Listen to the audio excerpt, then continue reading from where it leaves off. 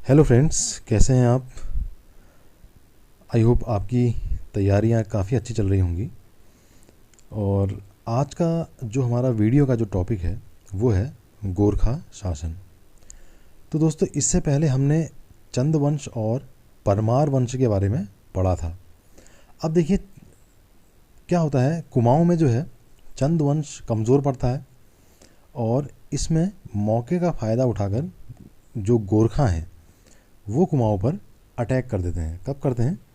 1790 में इन्होंने जो है कुमाऊं पर अटैक किया और हवलबाग के पास युद्ध में ये जो है चंद शासक महेंद्र चंद को युद्ध में पराजित कर लेते हैं और 1790 में इनका कुमाऊं के ऊपर अधिकार हो जाता है। इसके बाद ये क्या करते हैं, सीधे जो है 1791 में गढ़वाल पर भी ये एक अटैक करते हैं। लेकिन उस समय इनका जो आक्रमण है वो असफल हो जाता है, क्योंकि इनको जो है चीन से भी खतरा रहता है उस समय। तो ये इनकी सेना जो है वापस चले जाती है। लेकिन फिर ये क्या करते हैं, 1804 में ये फिर से जो है गढ़वाल पर अटैक करते हैं और इस बार खुड़बुड़ा के युद्ध में, देहरादून के पास खुड़बुड़ा के युद्ध में ये प्रद्युम्न शाह, परमार शासक प्रद्युम्न शाह को पराजित कर देते हैं और 1804 में गढ़वाल पर भी अधिकार कर लेते हैं। तो 1804 में इन्होंने क्या किया, संपूर्ण उत्तराखंड पर अधिकार कर लिया। कुमाऊं पर तो पहले ही कर लिया था, उसके बाद 1804 में फिर गढ़वाल पर भी कर लिया। अब देखिए इसमें जो मेन फैक्ट है उन्हीं के बारे में फटाफट पढ़ लेते हैं जो एग्ज़ाम में आ सकता है, क्योंकि इसमें जो है बहुत लंबी चौड़ी कहानी में हमको जाने की बहुत ज़्यादा आवश्यकता नहीं है। तो अब देखिए इसमें क्या है, एक प्रश्न इस तरीके से भी आ सकता है कि गोरखों को कुमाऊं पर आक्रमण करने के लिए किसने आमंत्रित किया। तो गोरखों ने हर्षदेव जोशी के कहने पर जो है इन्होंने कुमाऊं पर आक्रमण किया था। अब देखिए हर्षदेव जोशी को कुमाऊं का चाणक्य भी कहा जाता है और राहुल सांकृत्यायन ने इनको जो है विभीषण की संज्ञा भी दी है, राहुल सांकृत्यायन। और एटकिंसन ने इनको स्वार्थी भी कहा है, स्वार्थी और मौकापरस्त। तो ये जो है इनके उपनाम हैं। और लेकिन इसमें एग्ज़ाम में क्या पूछा जाता है, चाणक्य, कुमाऊं का चाणक्य कौन है यह पूछा जाता है। तो वहाँ पर आप लिख लेंगे हर्षदेव जोशी। अब देखिए जब कुमाऊं पर अधिकार हुआ था गोरखाओं का, तो उस समय जो नेपाल का जो राजा था वो था राजा रण बहादुर शाह। ये क्या था, ये उस समय मात्र 15 वर्ष का था, जिस कारण जो है इसका चाचा कौन था, चौतरिया बहादुर शाह। तो ये इसके संरक्षक के रूप में नेपाल का शासन देखता था। अच्छा, अब जो ये गढ़वाल सेना है इसमें जो है ये दो सेनापति जो है इनके बहुत ही प्रसिद्ध हैं, अमर सिंह थापा और हस्ती दल चतुरिया। ये जो है गढ़वाली सेना के प्रमुख सेनापति थे और इन्होंने जो है कुमाऊं और गढ़वाल दोनों के ही विरुद्ध जो है युद्ध लड़े हैं। अब देखिए एक प्रश्न इस तरीके से भी इसमें पूछा जा सकता है कि गोरखा आक्रमण के समय कुमाऊं का शासक कौन था या गढ़वाल का शासक कौन था। तो गोरखा आक्रमण के समय कुमाऊं में जो है महेंद्र चंद का शासन था और गढ़वाल पर प्रद्युम्न शाह का। इसके अतिरिक्त कुमाऊं का प्रथम गोरखा सूबेदार कौन था यह भी पूछा जा सकता है एग्जाम में। तो इसका उत्तर आप लोग लिखेंगे जोगामल शाह। अब देखिए यहाँ क्या होता था, गोरखाओं ने क्या किया, इस इलाके को जीत लिया, ठीक है ना। लेकिन राजा तो उनका कहाँ है, नेपाल में ही है, क्योंकि ये मूल रूप से क्या है, नेपाली हैं। तो अब देखिए नेपाल शासन कहाँ से चल रहा है, शासन चल रहा है नेपाल से। और नेपाल का जो राजा है वो क्या करता है, वो कुमाऊं और गढ़वाल में अपना शासन चलाने के लिए सूबेदार, या जिनको सुब्बा भी कहा जाता था, क्या कहा जाता था, सुब्बा सुब्बा सुब्बा या सूबेदार। तो जो है ये जो है दो जगह नियुक्त करता है इनको, कुमाऊं और गढ़वाल में। तो कुमाऊं का प्रथम गोरखा सूबेदार या सुब्बा था जोगामल शाह और गढ़वाल का प्रथम सुब्बा था अमर सिंह थापा। ये जो गोरखा सत्ता थी ये सैन्य शासन पर आधारित थी, मतलब इनका जो नियम कानून थे वो सैन्य कानून के आधार पर ये लोग चलते थे। तो ये काफ़ी कठोर कानून होते थे और इनका शासन जो है ये काफ़ी अत्याचारपूर्ण था। तो इसलिए इसको जो है यहाँ लोक भाषा में गोरख्याली भी कहते हैं। क्या कहते हैं, गोरख्याली। अब देखिए थोड़ा सा इनकी सेना के बारे में जान लेते हैं, किस प्रकार की इनकी सेना थी। तो इनकी सेना जो है ये दो प्रकार की थी, एक थी स्थाई और एक थी अस्थाई, स्थाई और अस्थाई। अब देखिए स्थाई सेना को ये क्या कहते थे, जागचा या जगरिया, और अस्थाई सेना को ये कहते थे ढाकरिया या ढाकचा। तो इनकी दो प्रकार की सेनाएं थी, स्थाई और अस्थाई, और स्थाई सेना को जागचा या जगरिया और अस्थाई सेना को ढाकरिया या ढाकचा ये कहते थे। अब थोड़ा सा इनकी न्याय व्यवस्था के बारे में भी जान लेते हैं। अब देखिए न्याय व्यवस्था क्या थी, इनके समय जो न्यायालय का जो न्यायाधीश होता था उसको बोलते थे विचारी। और ये बात भी ध्यान में रखिएगा, इसमें मैं मेंशन करना भूल गया हूँ, अल्मोड़ा में इन्होंने जो है अपनी पहली अदालत खोली थी। तो ये भी पूछा जाता है कि गोरखाओं के द्वारा प्रथम अदालत कहाँ पर स्थापित की गई, अल्मोड़ा में। अब देखिए इनके वहाँ, मैंने अभी आपको बताया ना कि बहुत ही कठोर कानून होते थे, और ये जो है पूरा ही सैन्य कानून के ऊपर इनका जो है पूरा सिस्टम चलता था।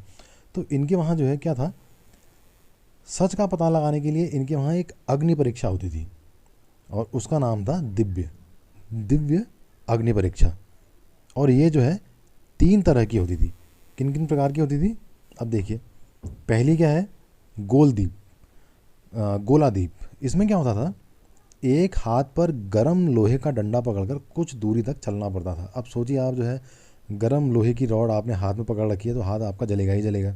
तो अगर आपका हाथ जल जाएगा तो आप जो है दोषी साबित हो जाएंगे। तो काफ़ी मतलब ये इलॉजिकल इनकी व्यवस्था थी। दूसरी क्या व्यवस्था थी, कढ़ाई दीप।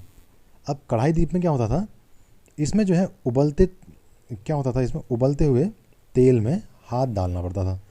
उबलते हुए तेल में अपना हाथ डाल करके अगर जो आरोपी है उसका हाथ अगर जल गया तो वो दोषी सिद्ध हो जाएगा, और अगर उसका हाथ नहीं जला तो वो निर्दोष घोषित कर दिया जाएगा। तो इस प्रकार से इनकी ये व्यवस्था थी। अब देखिए गरम तेल की कढ़ाई में अगर कोई भी हाथ डालेगा, चाहे वो दोषी हो चाहे निर्दोष हो, तो उसका हाथ जलना ही है। तो इनकी जो तीसरी व्यवस्था थी इसमें, ये थी तराजू का दीप। इसमें क्या होता था, जो आरोपी व्यक्ति है उसको तोला जाता था, और जो भी वहाँ पर जो पत्थर और जो भी तोलने की सामग्री होती थी उससे तोला जाता था, और जितना भी उसका भार होता था उसको जो है अलग से रख लेते थे, और अगले दिन उसको फिर तोलते थे। अगर जो है वो भारी हुआ, अगर व्यक्ति जो है जो उसका पहला भार, जो पहले दिन का भार है, उससे अगर वो भारी हुआ तो वो जो है निर्दोष समझा जाएगा, और अगर वो हल्का हो गया तो वो दोषी करार दिया जाएगा। तो इस प्रकार की इनकी जो है ये व्यवस्थाएं थी। इसमें से कुछ प्रश्न जो है गोरखाकालीन कर से भी आते हैं, और बीते हुए एग्जाम में कई बार ये पूछे भी गए हैं, कर, गोरखाकालीन कर। तो आइए इसको भी देख लेते हैं कि इनके समय जो है कौन कौन से कर थे। अब देखिए इनका जो है ये बहुत बार एग्जाम में पूछा गया है, कुसही। तो ये कुसही है, ये ब्राह्मणों पर लगाया जाने वाला एक भूमि कर था। और अगला जो है पुंगाड़ी, ये भी एक प्रकार का भूमि कर ही था। अगला कर देखिए पगड़ी या पगड़ी। ये क्या होता था, पगड़ी या पगड़ी में क्या होता था, जमीन या जायदाद के हस्तांतरण पर लगने वाला ये कर था। जैसे आजकल आप देखते हैं कि कोई भी ज़मीन या कोई भी मकान खरीदता है तो उस पर स्टाम्प वगैरह, स्टाम्प ड्यूटी लगती है, तो वो जो है वो सरकार के खाते में चले जाता है। तो ये उसी प्रकार का ये एक कर था। अगला कर देखिए तान कर, या कई किताबों में ये जो है तान कर भी दिया गया है। तो ये क्या था, बुनकरों पर लगने वाला कर था। अगला कर है घी कर। ये जो है दुधारू पशुओं के मालिकों से वसूला जाता था। अगला कर है मिझारी। मिझारी क्या था, ये शिल्पकर्मियों और जगरियों से लिया जाने वाला एक प्रकार का कर था।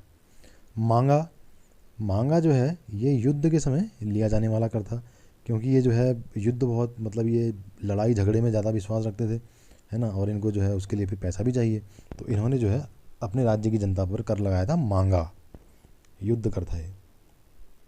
अगला कर देखिए सोनिया या सोनिया फागुन। ये जो है ये उत्सवों के समय लिया जाने वाला कर था। कोई भी अगर उत्सव होगा तो उस समय जो है सोनिया फागुन नाम से कर जो है इनको देना पड़ता था। अगला कर है सायर कर। ये जो है इनके राज्य का सीमा कर था। कोई भी जो है उत्पादक वस्तु राज्य के अंदर आएगी या बाहर जाएगी तो उस पर लगने वाला ये कर था सायर कर। अब देखिए इनके समय क्या था, इन्होंने ब्राह्मणों को भी जो है दास के रूप में रखा था, और ये ब्राह्मण दासों को क्या कहते थे, कठुआ कहते थे। ब्राह्मण दासों को कठुआ नाम से ये लोग पुकारते थे। और इनके समय जो है केवल 2 ही ब्राह्मणों का वर्चस्व होता था, या 2 ही ब्राह्मणों को ये ब्राह्मण मानते थे। उनमें कौन कौन थे? पांडे और उपाध्याय। अब देखिए, इनका जो प्रिय त्यौहार था वो था दसाई, जिसे हम क्या कहते हैं? दशहरा कहते हैं। और इस दिन जो है गोरखा लोग क्या करते थे? अपनी ये शस्त्र पूजा करते थे। और इस दिन जो है, या किसी भी प्रकार के उत्सव में, इनके वहाँ एक पेय पदार्थ बनता था, इसको बोलते हैं जाण।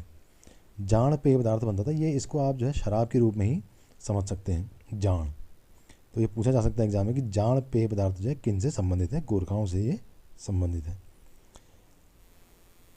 अब देखिए, कई बार ये भी पूछा जा सकता है कि गोरखाओं के द्वारा कुमाऊं पर कितने वर्ष तक शासन किया गया? तो गोरखाओं के द्वारा कुमाऊं पर शासन किया गया 25 वर्ष, और गढ़वाल में इनके द्वारा लगभग 11 वर्ष के आसपास शासन किया गया है। अच्छा, इसके बाद क्या हुआ? जो ये प्रद्युम्न शाह थे, जिनका जो है खुड़बुड़ा के युद्ध में जो ये वीर गति को प्राप्त हुए थे गोरखाओं के साथ युद्ध में, तो इनके पुत्र थे सुदर्शन शाह। इन्होंने क्या करा, चूँकि जो है अब जो ये गोरखा हैं ये क्या करते थे? ये ब्रिटिशर्स को भी बड़ा परेशान करते थे। जो नेपाल के साथ जो बिहार वाला जो एरिया है, वहाँ ये कई बार क्या करते थे? ब्रिटिश इलाकों में लूटपाट करते थे। तो ब्रिटिशर्स भी इनसे बड़े परेशान थे, और 1-2 बार इनके साथ जो है इनका मतलब एनकाउंटर भी हुआ, आक्रमण भी किया। लेकिन उसमें जो है ब्रिटिश सेना को बहुत ज़्यादा सफलता जो है, बहुत अधिक सफलता नहीं इनको मिल पाई। तो इसमें क्या हुआ कि सुदर्शन शाह ने क्या करा, इनको जो है फिर आमंत्रण किया ब्रिटिश सेना को गढ़वाल पर आक्रमण करने के लिए। और फाइनली फिर ब्रिटिश सेना ने 1814 में इन्होंने गढ़वाल पर आक्रमण करके गोरखाओं को पराजित किया। इसके बाद क्या हुआ? कर्नल निकोलस और कर्नल गार्डनर, ये जो हैं 2 सेनापति हैं ब्रिटिश सेना के, कर्नल निकोलस और कर्नल गार्डनर। इनके नेतृत्व में ब्रिटिश सेना ने 1815 में कुमाऊं में यहाँ गोरखों को पराजित किया, गोरखों के ऊपर आक्रमण किया और उनको पराजित किया। तो इस प्रकार से क्या हुआ? 1814 में गढ़वाल में और 1815 में गोरखाओं को जो है यहाँ गढ़वाल और कुमाऊं में पराजय का सामना करना पड़ा, और इस प्रकार फिर इनके शासन का यहाँ पर अंत होता है। तो दोस्तों, ये जो है कुछ महत्वपूर्ण तथ्य, कुछ महत्वपूर्ण फैक्ट थे गोरखा शासन से संबंधित, जो एग्ज़ाम में बार बार पूछे गए हैं और इनके भविष्य में भी पूछे जाने की संभावना है। तो अगले वीडियो में हम जो है अब इसमें ब्रिटिश काल का जो उत्तराखंड था और जो टिहरी रियासत जो थी उसके बारे में, उसके जो महत्वपूर्ण फैक्ट हैं उनको लेके आएंगे। अगर आपको ये वीडियो अच्छा लगा है तो इसको लाइक करिएगा, और हमारे चैनल को सब्सक्राइब करिएगा, और अधिक से अधिक लोगों तक, अपने फ्रेंड्स तक इस वीडियो को शेयर करिएगा, ताकि उनकी भी आने वाले एग्ज़ाम्स के लिए हेल्प हो सके। Thank you so much.